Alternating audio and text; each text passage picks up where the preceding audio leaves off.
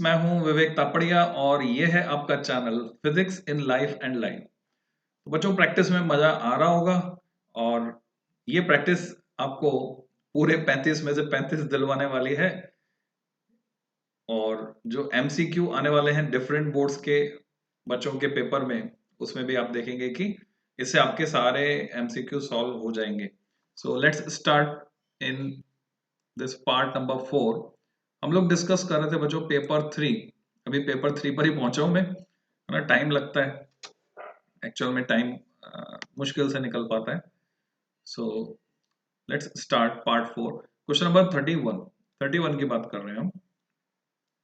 इन ए series LCR circuit, है ना। अब तक तो रट गया होगा, अच्छे से याद हो गया, रेजोनेंस वाली कंडीशन वगैरह और जो भी इंपॉर्टेंट कंटेंट है वो सब निकल निकल के आ रहा है इन पेपर्स में, जैसा आप देख रहे हो। प्लॉट ऑफ आई एम यानी करंट, और मैक्सिमम करंट यहाँ लिखा है बट एक्चुअल में करंट मैक्सिमम तो यहाँ होगी, ठीक है। Peak value, this is peak value. तो करंट और फ्रीक्वेंसी के बीच का ये ग्राफ है, जिसमें थोड़ी सी गलती ये है बच्चों, यहाँ यहाँ ओरिजिन से स्टार्ट होगा है जैसा आपको एनसीईआरटी में, और यहाँ टच नहीं होगा। This is slightly wrong. So is shown in the figure. The bandwidth of this plot will be, इसकी बैंडविड्थ क्या होगी। तो सबसे पहले तो आपको बैंडविड्थ का आइडिया होना चाहिए, बैंडविड्थ होती क्या है। बैंडविड्थ एक तो फॉर्मूला है आपके पास R अपॉन L, अगर डेटा दिया हुआ हो, ठीक है। दूसरा, बैंडविड्थ हम बोलते हैं हाफ पावर फ्रीक्वेंसीज F1 और F2 का डिफरेंस, यानी F2 माइनस F1। तीसरा, आपको डे टू डे लाइफ से समझना है तो आप ऐसे समझ सकते हैं कि भारत में हम बात करें तो FM अगर आप ट्यून करते हैं तो आप सुन सकते हैं 88 मेगाहर्ट्ज से लेकर 108 मेगाहर्ट्ज तक। मैं इस सवाल का जवाब नहीं बता रहा हूं आपको, मैं इसके कॉन्टेक्स्ट में और दूसरी चीजें आपको समझा रहा हूं जिससे एक समझ आपके दिमाग में बैठे। तो 88 मेगाहर्ट्ज से 108 मेगाहर्ट्ज, ये हुआ 20 मेगाहर्ट्ज का गैप। तो ये जो फ्रीक्वेंसी रेंज है इसी को हम कहते हैं bandwidth. Bandwidth is nothing but the frequency range. अब अगर आपको ये क्लियर हो गया हो तो इस ग्राफ में हमको क्या करना पड़ेगा। पीक वैल्यू 1 है तो आरएमएस वैल्यू निकालनी होगी करंट की। करंट की आरएमएस वैल्यू जैसा आपको पता है 0.707 टाइम्स पीक वैल्यू जो कि 1 है। तो 0.707 एम्पियर पे मुझे जाना होगा। ये 5 है, ये 6 है, ये 7 है, इससे थोड़ा सा ऊपर यहाँ कहीं होगा। और उसके करस्पॉन्डिंग में जब ये एक लाइन खींचूंगा, स्ट्रेट लाइन, और उसके करस्पॉन्डिंग वर्टिकल प्रोजेक्शन जब मैं लूंगा, तो जहां जहां पर ये कट होगा मुझे उसका डिफरेंस लेना होगा। जैसे 1.2 यहाँ आ गया, सपोज यहाँ आ गया 0.8, तो 1.2 माइनस 0.8, ये अप्रोक्सीमेशन पे हम चल रहे हैं। तो 1.2 माइनस 0.8 तो 0.4 बनता है देखा जाए तो। एग्जैक्ट तो इस ग्राफ से स्केल लेकर आप खींच सकते हैं, तो उसी को बोलेंगे बच्चों bandwidth. So let's see the solution. Question number 31 है ये। तो ओके, एग्जैक्टली हमने सही सही निकाल लिया है बच्चों। It is 0.4 radian per second. तो same logic is there. Next question 32। Electrical energy is transmitted over large distances. जब भी लंबी दूरी के लिए आपको बिजली भेजनी है तो आपको स्टेप अप करना पड़ता है। क्यों? बहुत सारे बच्चों के दिमाग में सवाल होता है कि जब बिजली हम भेज रहे हैं तो पावर लॉस के लिए दो फॉर्मूले हमारे पास हैं, आई स्क्वेयर आर, या हीट लॉस की बात करें तो टी से मल्टीप्लाई कर देंगे। Power loss is I square R, heat loss is I square R T. दूसरा फॉर्मूला हमारे पास वी स्क्वायर बाय आर। तो हम वी स्क्वायर बाय आर से कैलकुलेशन क्यों नहीं करते, आई स्क्वायर आर से क्यों कैलकुलेशन करते हैं। हम कहते हैं कि हाई वोल्टेज पर भेजो जिससे कि एनर्जी का लॉस कम होगा। हाई वोल्टेज पर भेजने से, वोल्टेज बढ़ाने से करंट कम हो जाएगा क्योंकि पावर कांस्टेंट है, और करंट कम हो जाएगा तो आई स्क्वायर आर लॉस कम हो जाएगा। ऐसा इसलिए कहते हैं बच्चों, वायर में जब करंट जा रही है तो वायर में करंट सेम है थ्रू आउट, और जो क्वांटिटी सेम होती है उसी को उसका ही फॉर्मूला हमें यूज करना होता है। वोल्टेज तो लगातार ड्रॉप होता चला जाएगा क्योंकि वो रेजिस्टेंस होगा उस वायर का कुछ ना कुछ। So electrical energy is transmitted over large distances at high alternating voltages. उसके लिए हम स्टेप अप ट्रांसफार्मर लगाते हैं पावर स्टेशन पे, और फिर घरों के आसपास हम लगाते हैं स्टेप डाउन ट्रांसफार्मर गली मोहल्ले में। The correct statement is for a given power level there is a lower current, meaningless है। Lower current implies less power, ये मीनिंगफुल है। It is easy to reduce the voltage at the receiving end using step down transformer, okay, आसानी से हम reduce कर सकते हैं, and all of these. तो अब इसको हम क्रिटिकली एग्जामिन करते हैं कि वास्तव में क्या आंसर होना चाहिए। करेक्ट स्टेटमेंट, तो एक ही स्टेटमेंट करेक्ट है, स्टेटमेंट्स एक से ज्यादा नहीं है और आगे और ऑप्शन बने हुए नहीं है। हाई अल्टरनेटिंग वोल्टेजेस पर एनर्जी क्यों ट्रांसफर कर रहे हैं? For a given power level there is a lower current, सही है। गिवन पावर के लिए अगर हाई वोल्टेज पे जाते हैं तो करंट लोअर है, तो ये भी सही है। Lower current employs less power, ये भी सही है। Lower current employs less power. It is easy to reduce the voltage at the receiving end using step down, ये भी सही है। तो ऑल ऑफ दीज मेरा आंसर बनेगा बच्चों, ऑल ऑफ दीज।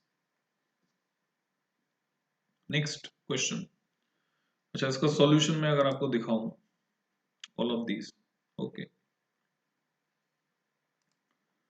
33 343 ड्रॉपलेट्स, आपको याद आ रहा होगा सरफेस टेंशन में आपने पढ़ा था, फव्वारा जब होता है तो एक बड़ी बूंद छोटी छोटी बूंदों में टूटती है, या छोटी बूंदें कॉलेस होकर बनाती बड़ी बूंद।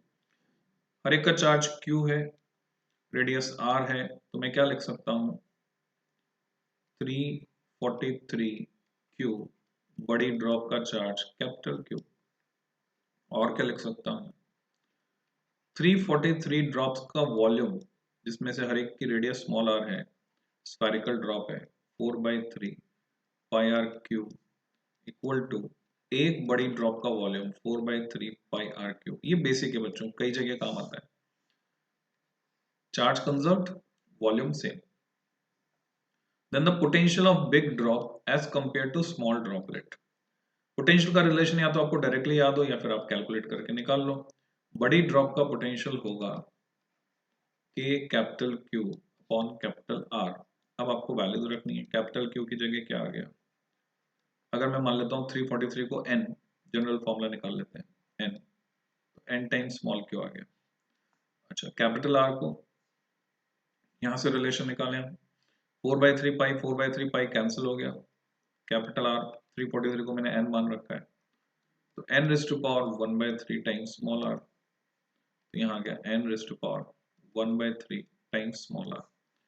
सो व्हाट वी गेट, जो छोटी ड्रॉप का पोटेंशियल है बच्चों, मैं उसको लिख सकता हूँ के स्मॉल क्यू अपॉन आर। बाकी यहाँ पे n है और नीचे n की पावर 1/3 ऊपर जाएगा, 1 minus 1/3 is 2/3, n is to power 2/3 times vs, ऐसा मैं लिख सकता हूँ। तो उसे डायरेक्टली अगर मैं करता हूँ तो n यानी 343 रेज़ टू पावर 2/3, वो मुझे कैलकुलेट करना है। तो 343 रेज़ टू पावर 2/3 कितना होगा, तो आपको अगर याद है तो अच्छी बात है। कैसे इसको कैलकुलेट करना है, क्यूब रूट निकालना है हमको 343 का। तो अगर रटा हुआ है याद है बहुत अच्छी बात है, नहीं रटा हुआ है तो 7 से ट्राई कर लेते हैं बच्चों। 7 7 जा 49 एंड 49 7 जा, यहीं से बन रहा है ना, 3 आ रहा है तो 7 9 जा 63, 7 4 जा 28, 28 और 6 34, 343। तो मैं 343 को लिख सकता हूँ 7 रेज़ टू पावर 3, तो 7 का स्क्वायर बन जाएगा, नहीं 49 टाइम्स आंसर आ जाएगा। You can calculate like this. 34th question, find the potential difference VA minus VB between A and B. Okay, तो चलना शुरू करते हैं। करंट 2 एम्पियर दे रखी है, ए से चलना शुरू किया हमने, करंट की डायरेक्शन में ड्रॉप हुआ माइनस IR 2 इंटू 2। फिर हम चलते हैं बैटरी में, बैटरी में जा रहे हैं नीचे, प्लस से माइनस, ड्रॉप हुआ 5। फिर हम जा रहे हैं रेजिस्टेंस में, फिर से ड्रॉप हुआ 2 इंटू 2 यानी IR। और हम पहुंच गए बी पर। तो ये ड्रॉप होकर हम पहुंच रहे हैं बी पर, तो मैं माइनस भी लगा सकता हूँ, प्लस भी लगा सकता हूँ, तो डायरेक्ट ये डिफरेंस के बराबर है बच्चों। This is difference. अब प्लस और माइनस का चक्कर हो रहा है, कौन हायर पोटेंशियल पे कौन लोअर पोटेंशियल पे, यहाँ दिख रहा है हमको, फिजिकली देख सकते हैं। ए हायर पोटेंशियल पर है क्योंकि जब करंट की डायरेक्शन में जाते हैं करंट फ्लो होती है higher potential to lower potential, यानी बी लोअर पोटेंशियल पर है। और आपसे पूछा है V A minus V B, तो V A minus V B क्या होना चाहिए, पॉजिटिव, क्योंकि ये हायर पोटेंशियल पर है। इसका मतलब ये तो रिजेक्ट हो गए दो आंसर आपके। अब 3 13 जो है, 3 1 13 है, यहाँ दिख रहा है आपको, 5 4 9 और 4 13। This is the correct answer. Find potential difference across terminals B and D. B और डी के बीच आपको पोटेंशियल डिफरेंस निकालना। तो कैसे कैलकुलेट करेंगे, सर्किट को क्या रीड्रॉ करने की जरूरत है, ये आपको समझ में आ रहा है। 5 और 15 सीरीज में है 20, और 30 और 10 सीरीज में है, क्योंकि करंट हमको चाहिए यहाँ पे। I इक्वल टू 6 अपॉन 20, और इधर का ये जो 40 है ये आपस में पैरेलल में है, तो 20 into 40 upon 20 plus 40 that is 60। So what we get, 2 3 जा 6, ये 10 हो गया, तो 40/3, 40/3, 3 ऊपर चले गया, तो हमें क्या मिलता है फिर, 9/20 एम्पियर। और तो आगे कटेगा नहीं। 9/20 एम्पियर इज द करंट। अब B का पोटेंशियल कितना और D का पोटेंशियल कितना, आप ये मान सकते हैं कि यहां से ये बैटरी चली, बैटरी से करंट चली, और ये हो गया हमारा पॉइंट A। अब दो ब्रांचेस यहाँ पर हैं, ऊपर वाली ब्रांच 5 और 15, पर यहाँ पॉइंट पे पोटेंशियल निकालना है। ये 5, ये 15, नीचे वाली ये 10, 10 को पहले लिया हमने इधर से, और ये पॉइंट है हमारा D, ये 30, और ये जोड़ दिया। क्योंकि आंसर 0 है, इस पे गौर करें आप। क्या व्हीटस्टोन ब्रिज वाली सिचुएशन नहीं दिखाई दे रही आपको, यानी ये कैलकुलेशन करने की हमें जरूरत नहीं थी करंट। 5:15 is 1:3, 10:30 is 1:3। सो इसको P माने, इसको Q माने, इसको R और इसको S, तो सिचुएशन आपके सामने क्लियर है। Next question, a student measures the terminal potential difference V of a cell of EMF E and internal resistance R as a function of current I। तो I और V के बीच graph है flowing through it, the slope and intercept of the graph between V and I then respectively equal। Slope कितना होगा, intercept कितना होगा। तो जब भी ऐसा कुछ है आपको पता होना चाहिए, जहां पर करंट 0 होती है यानी y एक्सिस, ये होता है ओपन सर्किट, क्योंकि सेल करंट नहीं दे रहा है, करंट 0 दे रहा है, सेल से कोई करंट नहीं ली जा रही है। Open circuit TPD, terminal potential difference, यानी EMF। तो EMF इसके बराबर है, ठीक है। तो आपसे पूछा स्लोप एंड इंटरसेप्ट, तो इंटरसेप्ट ऑन y एक्सिस अगर हम बात करें तो वो E के बराबर है, और ये है शॉर्ट सर्किट करंट जब वोल्टेज 0 है, तो शॉर्ट सर्किट करंट।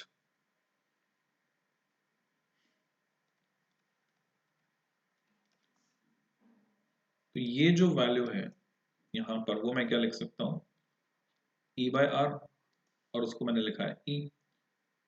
तो अगर मैं इसका स्लोप निकालता हूं बच्चों, थीटा इसको मान लें हम, तो स्लोप किसके बराबर हो गया, tan थीटा equal to perpendicular that is E, यहां से लेकर यहां तक, upon base that is E/R। तो ये मिलता है हमें R। स्लोप तो R हो गया और इंटरसेप्ट हो गया E। अब कौन माइनस है कौन प्लस है, तो वो भी देख लें जरा। इंटरसेप्ट पॉजिटिव है तो ईएमएफ तो पॉजिटिव है, और इंटरनल रेजिस्टेंस, क्योंकि ये थीटा हमने अपोजिट डायरेक्शन में लिया है, वैसे जो थीटा लिया जाएगा वो ये लिया जाएगा ऑब्ट्यूस एंगल, तो साइन थीटा खाली पॉजिटिव होता है, टेन थीटा नेगेटिव होता है, सेकंड क्वाड्रेंट में जा रहा है। So I think answer 4 is correct. और मैं आपको सॉल्यूशन दिखाता हूँ for verification.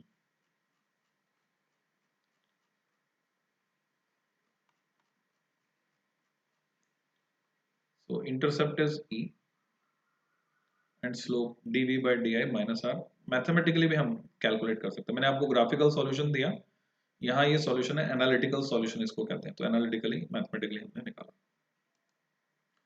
Next question, in a potentiometer experiment, तो पोटेंशियोमीटर का एक्सपेरिमेंट हम कर रहे हैं।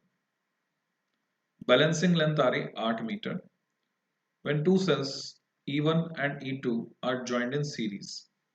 ठीक है, तो मैं क्या लिखूंगा, E1 प्लस E2 प्रोपोर्शनल होगा x टाइम्स, कर देंगे प्रोपोर्शनल कांस्टेंट रहेंगे तो x is potential gradient x times 8। when the two cells are connected in opposition, एक दूसरे के अपोजिशन में है, सपोज E1 बड़ा है E2 छोटा है, तो मैं लिखूंगा E1 माइनस E2। अच्छा सवाल है बच्चों पोटेंशियोमीटर का, हालांकि क्वालिटेटिव ट्रीटमेंट दिया हुआ है सिलेबस में, फिर भी ये बेसिक क्वेश्चंस हैं, कंसेप्चुअल क्वेश्चंस हैं, ये आपको आने चाहिए। तो उसको क्या लिखूंगा, लेंथ घटकर रह गए 4 मीटर, तो x इंटू 4 या 4x। अब जब मैं दोनों को जोड़ता हूं तो एक क्वांटिटी कैंसिल हो जाती है, कंपेंडेंडो डिविडेंडो भी लगा सकते हैं आप चाहें तो। यहां पर E2 खत्म हो गया, मेरे पास बचा 2E1। 2E1 इज 12x और E1 इज 6x। E1 की वैल्यू मैंने यहाँ पे रख दी 6x, डायरेक्टली ओरली कैलकुलेट कर सकते हैं। 6x उधर जाएगा, 8x में से सब्ट्रैक्ट होगा तो E2 आएगा 2x। तो अभी हमारे पास E1 है 6x और E2 है 2x, तो रेशियो क्या हो गया बच्चों, 6:2। 6:2 means 3:1, so correct option is 4। Question number 38, long wire, लंबा तार है, कैरिंग ए स्टेडी करंट, उसको मोड़ दिया हमने, सर्कुलर लूप बना दिया एक टर्न का। The magnetic field, magnetic effect of current से क्वेश्चन, लूप के सेंटर पर बी है, तो माना कि तार की लंबाई L थी, उससे आपने बनाया लूप, है ना, डायग्राम अप्रोच लगा रहा हूं मैं, समझ गए होंगे आप, जिसकी रेडियस है R, तो उसके सेंटर पर मैग्नेटिक फील्ड, फॉर्मूला आपको रटवाया था, μ0I/2R, जहां पर 2πr L के बराबर है। ठीक है, ये ध्यान रखना। It is then bend into circular coil of n turns, अभी n टर्न्स में हमने उसको कन्वर्ट किया, तो मैग्नेटिक फील्ड, नया मैग्नेटिक फील्ड हो गया B dash equal to n times μ0। Current same है,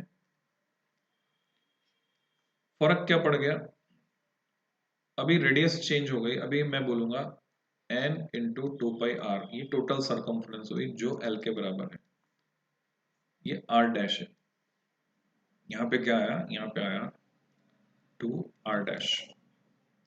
this is equation 1 and this is equation 2। तो अगर मैं रेशियो लेता हूं P dash upon B, what we gate, μ0I cut गया, 2 कट गया, बाकी जो बच रहा है वो बच रहा है n ऊपर, r डैश नीचे, और b का जो है r ऊपर जाएगा, यानी nr अपॉन r डैश। इसकी वैल्यू हमको निकालनी, तो कहां से निकलेगी, यहां से निकलेगी, देखो r की वैल्यू है l अपॉन 2π, r डैश की वैल्यू है l अपॉन 2πn, तो मैंने रख दी यहाँ पे n ऐसा का ऐसा, r की वैल्यू l अपॉन 2 पाई, r डैश की वैल्यू l अपॉन 2 पाई n। ओरली भी कर सकते हैं आप चाहे, डिपेंड करता है आपकी प्रैक्टिस कितनी है। मैं जनरल अप्रोच बता रहा हूँ हर बच्चे के लिए। सो l गेट कैंसल्ड, 2 पाई गेट कैंसल्ड, ये n ऊपर जाएगा और ये n ऑलरेडी वहां पर है। Effect becomes n square times, so फायदा हुआ कि नुकसान हुआ? Magnetic field n square times हो गया। उस एक बड़े लूप के बजाय अगर आप n टर्न्स वाला लूप बनाएं, देन मैग्नेटिक फील्ड आपको मल्टीप्लाई होकर मिल रहा है, यानी फायदा है। Here is the solution, n square b। Next 39th question, moving coil galvanometer में 150 बराबर विभाग हैं, 150 इक्वल डिवीजन, उसकी धारा सुग्राहिता current sensitivity 10 division per milli ampere है। यानी उसको कैसे दिखाएंगे? उसको दिखाएंगे C S, theta upon I होता है, तो the theta upon I is 10 unit है division per milli ampere, and voltage sensitivity Vs, that is theta upon V, it is 2 division per millivolt। Okay, जो जो दिया लिख लिया हमने। In order that each division read 1 volt, हम चाहते हैं कि इसको वोल्ट मीटर में बदलें, जिसकी रेंज क्या हो, 1 वोल्ट रेंज। तो resistance in ohm needed to be connected in series, कितना रेजिस्टेंस हमें सीरीज में लगाना होगा? आपसे पूछ रहे हैं। R formula is R equal to V upon Ig minus G, and also we know that Vs upon Cs is 1 upon R, या फिर मैं ऐसे लिख सकता हूँ Vs equal to Cs upon R। बात एक की है, तो R आपसे पूछा है, तो 1 वोल्ट में बदलने के लिए कितना रेजिस्टेंस लगाना पड़ेगा? क्या ये फॉर्मूला डायरेक्टली वर्क करेगा या ये फॉर्मूला काम करेगा? थोड़ा सा सोच के आपको चलना है, कैसे कैलकुलेट करें। यहां आपके पास 1 है, IG full scale deflection current आपको चाहिए। फुल स्केल डिफ्लेक्शन करंट के लिए आप क्या करेंगे, 150 इक्वल डिविजन है, उसमें 10 डिवीजन के लिए 1 मिली एम्पियर करंट चाहिए, तो 150 डिवीजन के लिए कितनी चाहिए? 10 डिवीजन के लिए 1 मिली एम्पियर, 1 डिवीजन के लिए 1/10 मिली एम्पियर करंट चाहिए, तो 150 के लिए 150/10 मीन्स 15 मिली एम्पियर करंट चाहिए। तो आपके पास V की वैल्यू है, मैं इस बोर्ड पे ले चलता हूँ आपको। आपके पास V की वैल्यू है 1 वोल्ट, आपके पास IG है 15 मिली एम्पियर, ठीक है, और G गैल्वेनोमीटर का रेजिस्टेंस, वो आपको यहां से मिलेगा बच्चों, ये गैल्वेनोमीटर का रेजिस्टेंस है Vs अपॉन Cs, यानी वो डिवीजन और ये मिली मिली मिली कट जाएंगे, वोल्ट अपॉन एम्पियर, यानी यूनिट में चेंज करने की जरूरत नहीं है। तो हमें क्या करना पड़ेगा, Vs अपॉन Cs करेंगे तो 1 अपॉन R मिलेगा, तो हमें क्या करना है, उल्टा करना पड़ेगा उसका। तो Vs अपॉन Cs इज 2/10, तो इट इज 10/2 यानी 5 ओम, तो 5 ओम मिल गया हमको। So it is G is 5 ohm. अब आपने फॉर्मूले में वैल्यू लगाई, R equal to V upon IG 15 into 10⁻³ minus G that is 5। तो ये हुआ बच्चों 1000/15। कुछ गड़बड़ है कैलकुलेशन में, क्या गड़बड़ है अभी चेक करता हूँ, क्योंकि डायरेक्ट कटना चाहिए था कुछ कुछ।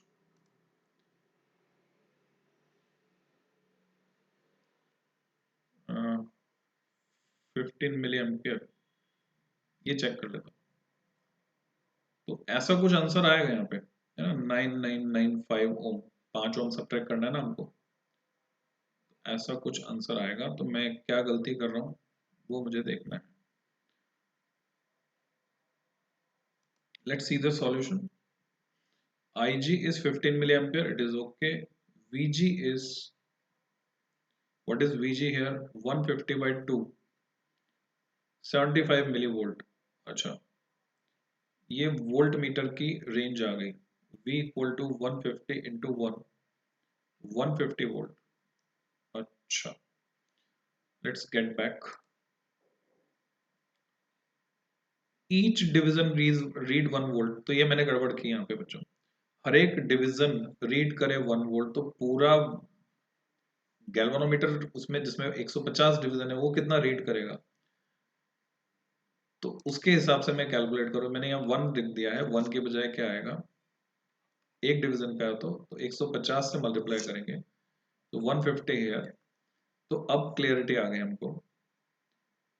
यहाँ पे जो 150 था, दोबारा से लिख देता हूँ, 150 इंटू 1000 डिवाइडेड बाय 15 माइनस 5, ये वैल्यू हमको कैलकुलेट करनी है। तो अब क्लियर कट है कि 10,000 में से आपको 5 घटाने हैं। तो आपका जवाब है ऑप्शन 3, जैसे कि यहाँ पर कैलकुलेट करके आ रहा है 9995। Next question, question number 40, solenoid में है 1000 टर्न्स पर मीटर लेंथ। तो ये स्मॉल n है, ये आपको पहचानना है। करंट है 5 एम्पियर की,